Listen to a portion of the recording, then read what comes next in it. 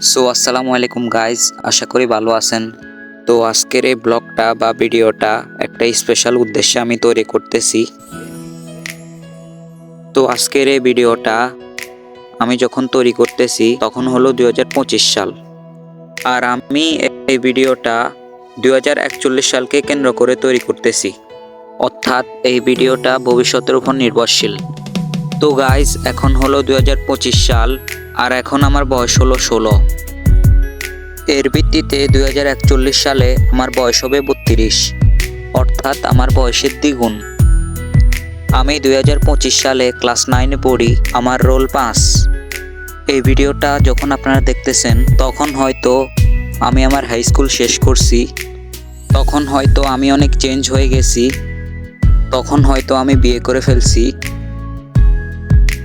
আর আজকের এই ভিডিওটা আমি শুধু 2041 সালের জন্যই তৈরি করতেছি না, এবং এই ভিডিওটা আমি আমার নিজেকে অনুপ্রাণিত করার জন্য তৈরি করতেছি।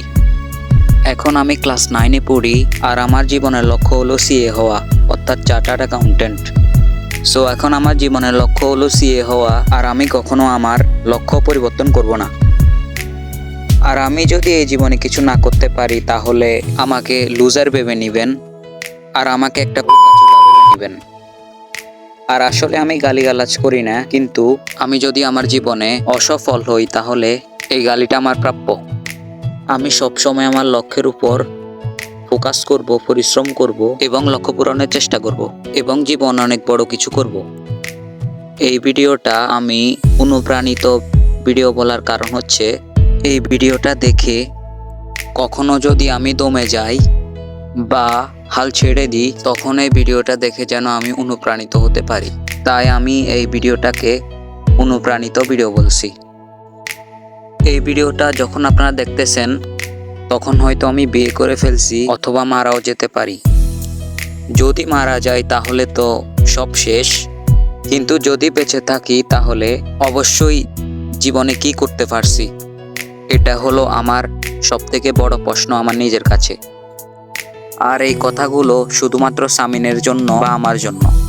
জীবনে যদি কখনো হাল ছেড়ে দেওয়ার কথা মনে হয় বা হেরে যাও, তখন কখনো পিছু উঠবে না।